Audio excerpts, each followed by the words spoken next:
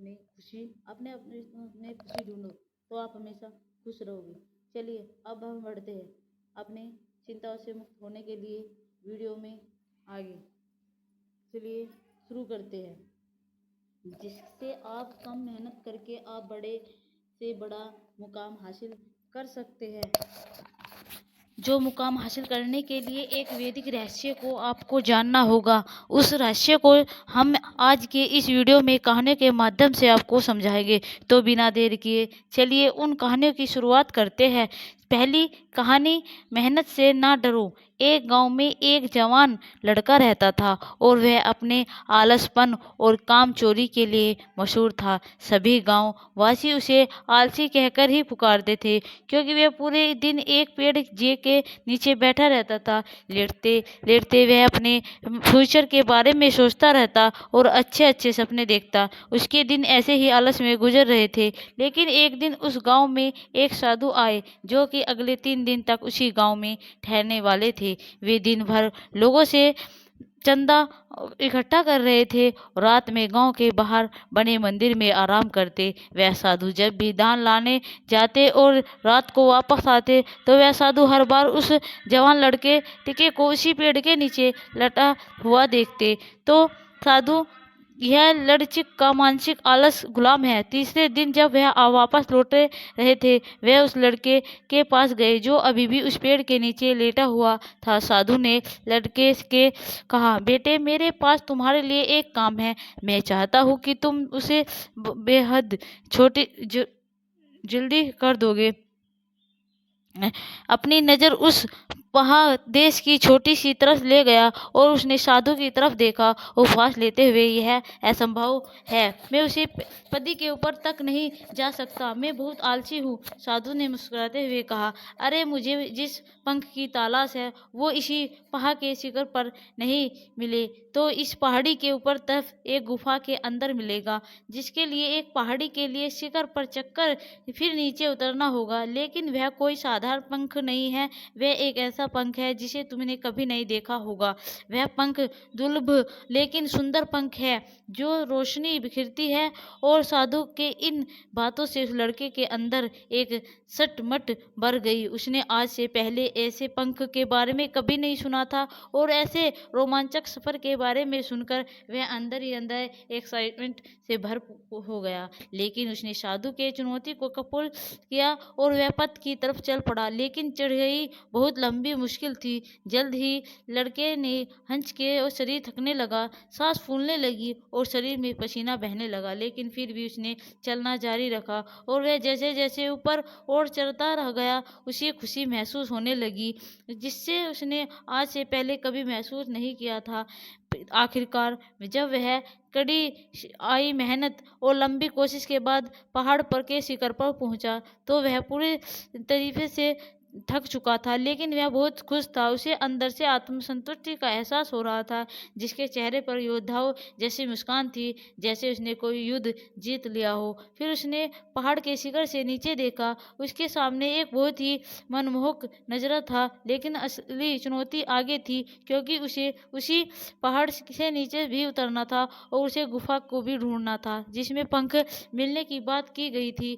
नीचे उतरना बहुत ही ज़्यादा मुश्किल, खतरनाक था, क्योंकि ढाल ज़्यादा गहरी थी और चढ़ाई के समय चिटका बहुत बार लड़गद गया, गिर भी गया था। वह डर भी उसके अंदर था, लेकिन साधु को पंख लाकर देने के वादे की वजह से वह लगातार आगे बढ़ता रहा। काफ़ी खोज मुकम्मल कर मेहनत के बाद जो वो गुफा तक पहुंचा, तो उसने देखा कि पंख वहीं पहाड़ के ऊपर था, जो कि ऊपर एक बड़ी सुराग से आने वाली रोशनी की वजह से चमक रहा था। फिर उसने उस पंख को उठाया और उसकी सुंदरता को देखा ही रह गया। वह काफ़ी देर तक पंख को घूरता रहा, लेकिन फिर अचानक उसे याद आया, मुझे तो अभी वापस भी जाना है। उसने खुद की तरफ देखा और वह पूरी तरह से थक चुका था और चिंता में बह गया कि वह पहाड़ से कैसे नीचे उतरेगा, साधु तक पंख पहुंचाएगा।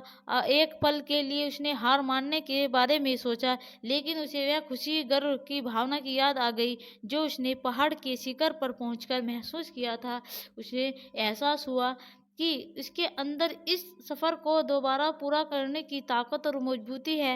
वह दोबारा पहाड़ के नीचे तक जाने की मांसपेशियों में दर्द हो रहा था, लेकिन कमज़ोरी की वजह से पैर काँप रहे थे, साँस फूल रही थी। लेकिन वह कई बार लड़ खड़ा कर गिर भी पड़ा था, लेकिन उसने हार नहीं मानी। वह खुद को आगे बढ़ाने के लगातार मोटिवेट करता रहा। अथक मेहनत, घंटों की लड़ की कोशिश के बाद जब वह साधु के पास पहुंचा और उनके हाथों में वह पंख रखा, तो उसकी खुशी का ठिकाना न रहा। उसे महसूस हुआ कि उसने आज अपने आलस पर काबू पा लिया है और कुछ बढ़िया करके दिखाया है। उसके चेहरे पर इतनी खुशी और संतुष्टि का भाव देखकर साधु मुस्कुराए और बोले, बहुत बढ़िया मेरे बच्चे, आज तुमने जीवन का बहुत ही महत्वपूर्ण सबक सीखा है कि आलस कोई ऐसी चीज नहीं है जिसे स्वीकार कर लिया जाए, बल्कि आलस एक चुनौती है जिसे दूर करना होगा। यह एक बाधा है जिसे पार करना होगा, और आलस को खत्म करने के लिए तुम्हें अपना पहला कदम उठाना ही होगा, अपने मकसद की तरफ चलना ही होगा। और जब तक चलते रहना पड़ेगा, जब तक तू अपनी मंजिल को हासिल ना कर लेता। साधु को शब्दों की गहराई और इसके मकसद को समझते हुए हाँ में अपना सर हिला दिया। आज उसे एहसास हुआ कि हमेशा ही बंदी महान चीज करने से काबिल था, लेकिन उसके आलस ने उसे रोक रखा था। अब वह जानता थे कि उसके पास अपने रास्ते में आने किसी भी बाधा को वह दूर करने की ताकत और मजबूती। इसके बाद साधु ने कहा, लड़के गांव में चला गया। इस कहानी से सीखने वाली यह है कि मकसद लगने इम्पोर्टेंट के बावजूद भी अगर हम उसे पूरा न करने खुद को आगे बढ़ाते हैं, तब हम अपने अंदर ऐसी ताकत और मजबूती खोज करते हैं जिसके बारे में हम कभी नहीं जानते थे। आलस उन पर काबू पाने के लिए हम खुद को चुनौती देनी चाहिए और बड़ा सपना देखना चाहिए। फिर चाहे उसे अब सपने को पूरा करना कितना ही मुश्किल क्यों न हो, हमें लगातार मानसिक और शारीरिक तरीके से आगे बढ़ते रहना चाहिए। बाधाओं और सफलताओं के बावजूद मजबूत रहना चाहिए। हमें अपने लिए एक नियम बनाकर उस पर टिके रहकर अपने डेली लाइफ को भी विकसित करना चाहिए। हमें कुछ ऐसी आदत बनानी चाहिए जो मन ना लगने पर भी फोकस और एक्सिट रहने में मदद करेगी। आलस विकास करना है, इसका मतलब चुनौतियों और असफलताओं को विकास और सीखने की अवसर के रूप में देखना, यानी कि हार मानने के रूप में। तो दोस्तों, अब चलिए हमारी दूसरी कहानी की शुरुआत करते हैं। दूसरी कहानी, बेस्ट रंग टेक खड़के देर से देने वाली, लड़ रहा तू, झगड़ रहा तू, और अपने विचारों से और अपने हालातों से और अनगिनत चिंताओं से, वेद से। वैसे तो जिंदगी भी ज़्यादा कुछ नहीं है, लेकिन जितना भी है उसे भी खोने का अंदर एक डर है। मैंने तो ना जाना कितनी ही चीज़ों का करता है, लेकिन जहाँ इच्छा पूरी करने के लिए पैसों की बात आती है, वहाँ पर मन को हमेशा मारना पड़ता है। अगर अगर घर पर कोई बीमार है तो मन करता है कि इनकी इच्छाएं जगह इलाज कराए इसकी, लेकिन चाहकर भी नहीं करा पाते। शादी में जाना होता है तो पहले चिंता होती है कि पहनेंगे क्या। अगर सेम कपड़े हर जगह पहनेंगे तो लोग क्या सोचेंगे, शर्म आती है। उस समय तकलीफ होती है दिल में जब पापा के दिन भर काम करते हुए देखता हूँ, खुद की इच्छा दबा लेके, लेकिन वह अपनी पूरी कोशिश करेंगे कि जब तक जिंदा है तब तक तुम्हारी पूरी ख्वाहिश को पूरा करके, भले ही पूरे साल पर 80 के सिपर पर चप्पल पहनने लगे। अगर टूट जाएगी तो टांगे लग देंगे, लेकिन पूरी कोशिश करते हैं कि बचपन में तुम से ही चप्पल पहनो। पूरी फैमिली के मन में चिंता होती है कि महीना खत्म होने वाला है, घर का किराया भी देना है, लड़की के लड़का भी देखना है और लड़के के लिए लड़की देखनी है। और हमारे हिंदुस्तान में इंसान नहीं बल्कि उसकी हैसियत देखी जाती है। लोग आपसे पूछेंगे कि आप कितना कमा लेते हो, ताकि वह लोग डिसाइड कर पाए कि आपको कितनी इज्जत देनी है। महंगाई दिन बढ़ती जा रही है, लेकिन आपकी कमाई बढ़ पा रही नहीं, खर्च बढ़ रहा है लेकिन आपकी आमदनी नहीं बढ़ पा रही है। सिर्फ आठन्नी लेकिन खर्चा रुपया हो रहा है। हालत दिन पर बदतर हो जा रही है। यही समझ नहीं आ रहा है कि क्या करूं जिंदगी में, कि मैं क्या क्या करूंगा, पता नहीं, यह भी पता नहीं और क्या पता है आपके माता पिता संघर्ष करते हुए ही दुनिया से अलविदा कह दिए। क्या आपका लाइफ पार्टनर ही आपको छोड़ दे क्योंकि आपका फ्यूचर नहीं है? क्या पता आपको इससे भी बुरे दिन देखने पड़े। माँ बाप ने उनकी ज़िंदगी में थोड़े से पैसे कमाए, वह भी आपके एक एजुकेशन के लिए लग दिए। बाहर आपको पढ़ने भेजा इस विश्वास के साथ कि कुछ करेगा, यह कुछ न बनेगा। हर परिवार में ऐसा होता है जो परिवार गरीब की रेखा को तोड़कर पूरे परिवार के अमीर बना देता है। आपके माँ बाप आपको वैसा इंसान देखना चाहते हैं, लेकिन आपके अंदर यह डर है कि आप कुछ भी पाओगे, कुछ नहीं कर पाओगे, अपने माँ बाप की उम्मीद पर खड़ा उतर पाओगे या नहीं उतर पाओगे। आपकी उम्र हो रही है और फिर भी आप मुफ्त की रोटी तोड़ रहे हैं और रोटियां तोड़ने में भी शर्म आ रही है। कर रहे हो मेरे हर बात बेसिक्रेट और ना जाने ऐसी कितनी मुश्किल है जिससे मैं जिक्र ही नहीं किया। तो क्या इस समय मुझे तो दुख उस वक्त होता है जब इतने हालातों में लोगों को देखता हूँ, लेकिन ऐसे लोग हालातों में रहने के बावजूद भी लोगों को खून नहीं खोलता, आवारा की तरह घूमते रहते हैं दिन पर दिन। आपको पता है कि ऐसे लोग कभी अमीर नहीं बन पाते। यह बात कैसी करते हैं कि कल मैंने पिलाई, आज तू पिला, आज मैंने बंदोबस्त कर दिया, लेकिन चिकन तू खिलाएगा। क्या आप कभी ऐसे लोगों की यह बात करते हुए देखा कि मेरा यह सपना और मेरी यह ड्रीम है कि मैं इसको पूरा करना चाहता हूँ, मैं एक साल में यह अचीव कर लूँगा और मैं यह कर रहा हूँ, वह कर रहा हूँ। क्या आपने उनको कभी ऐसी बातें करते हुए देखा है? अगर उनके बात का केवल एक ही ऐसा होगा जिनकी संगत ऐसी होगी तो यह आगे कैसे बढ़ेगा? वह कभी भी अमीरों के घर में अपने सपने में इनके बारे में बात ही नहीं करते, इसीलिए उनके पास कभी भी अमीरी आती ही नहीं है। तुम्हें हक नहीं है अपने हालातों को दोस्त देने का, क्योंकि तुम 7 से 8 घंटे रोजाना फ़ोन चला रहे हो घर वालों की इज्जत ना करके। तुमने अपनी गर्लफ्रेंड पर दुनिया पर सारे प्यार लुटा दे रहा है। तो कहना है कि तुम बहुत लकी हो अगर तुम एक गरीब परिवार में जन्म लिया हो, क्योंकि ऊपर वाला सिर्फ गरीब लोगों को ही अमीर बनने का मौका देते हैं। मैं शुक्रगुजार हूँ अपने खुदा का।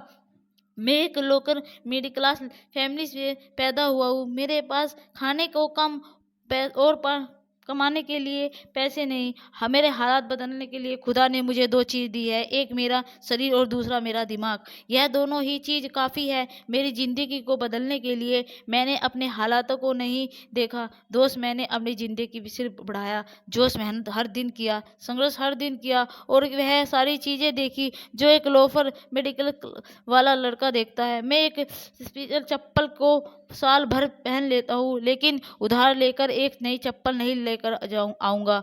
मन में एक उम्मीद थी, अटल विश्वास था कि मैं कर सकता हूँ, मैं करूँगा और मैं करके ही रहूँगा। अटल विश्वास की ताकत की दुनिया को कोई भी ताकत रोक नहीं सकती। पता करो वह चीज़ जो तुम्हें आगे बढ़ने से रोक रही है, उन सब चीज़ों को आज अपनी ज़िंदगी से निकाल दो, ख़त्म कर दो। तू गम के अंधेरों में से बाहर निकल और कर्मों का तूफान पैदा कर और मेहनत हर दिन कर, संघर्ष कर हर दिन और खुद पर विश्वास रख कि मैं कर सकता हूँ और मैं ही यह करूँगा। अगर कर्म के बाद भी अगर कर्म का फल ना मिले तो सब्र रख। जिंदगी नीचे गिरा है तो फिर ऊपर उठ, परेशानियों के खींच के एक तमाम मार्ग और बोल, तू मुझे कब तक रोकेगी, कब तक तुझे से मेरा हक का छीनना होगा। एक दिन ऐसा आएगा जब परेशानियों के तुम्हारे आगे झुकना होगा और हार मानना होगा। परेशान भी झुकता है और बस तुम झुकने वाला चाहिए। एक दिन दुनिया में तुम्हारा नाम का भी शोर होगा, एक दिन दुनिया में तुम्हारे नाम का भी डंका बजेगा और एक दिन ऐसा भी आएगा कि तुम्हारा वक्त नहीं तुम्हारे दौर आएगा। तो दोस्त अब चलिए हमारी तीसरी कहानी की शुरुआत करते हैं।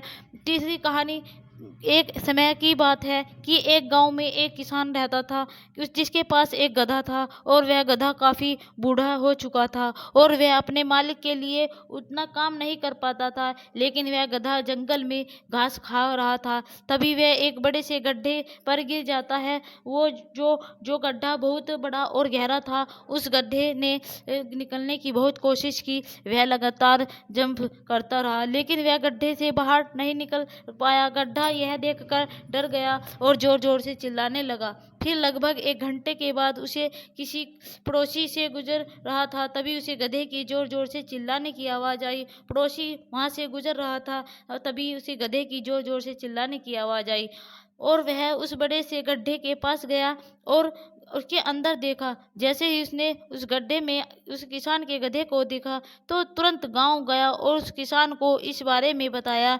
जैसे ही उस किसान को अपने गधे की बात पता चली तो वह और उसके गांव वाले उस गधे को बचाने के लिए उस गड्ढे के पास पहुंचे और किसान ने गड्ढे के अंदर देखा तो उसको अपना गड्ढा दिखा था जो पक्ष और अपने मालिक को देख रहा था। उस किसान ने बाकी लोगों ने से बहुत कोशिश की उस गधे को बाहर निकलवाने की, लेकिन कोई उसे बाहर नहीं निकाल पाया।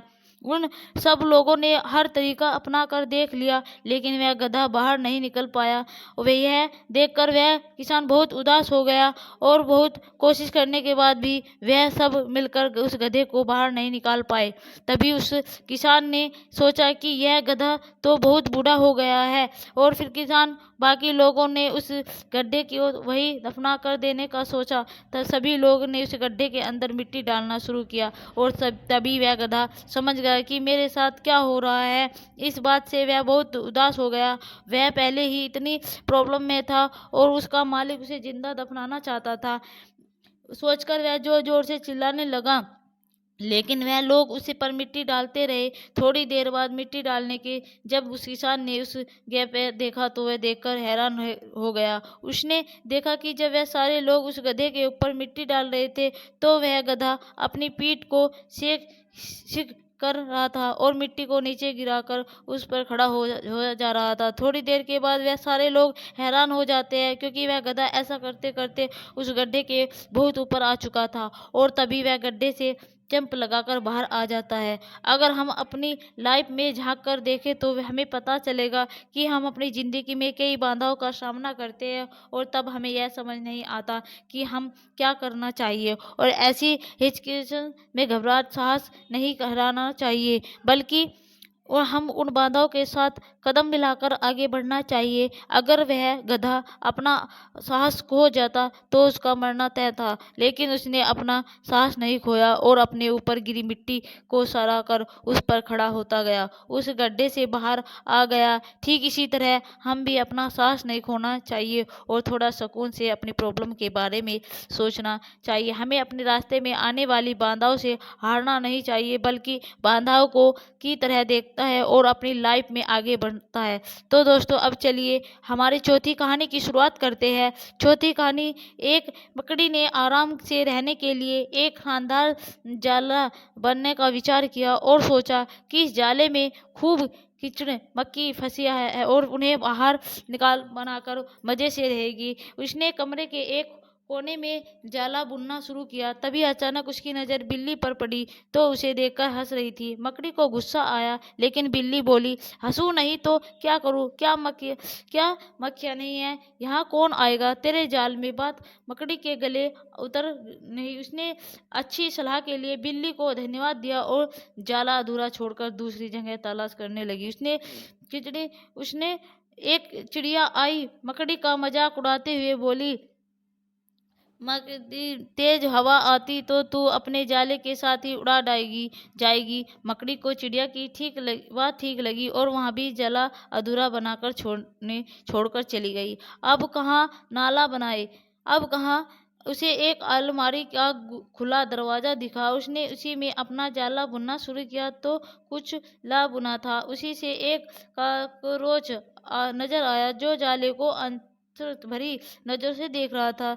बोला, अरे कहाँ जाला बुनने आई है? तो बेकार की अलमारी है, अभी यह पड़ी है, कुछ दिनों बाद इसे बेच दिया जाएगा, तुम्हारी सारी मेहनत बेकार चली जाएगी।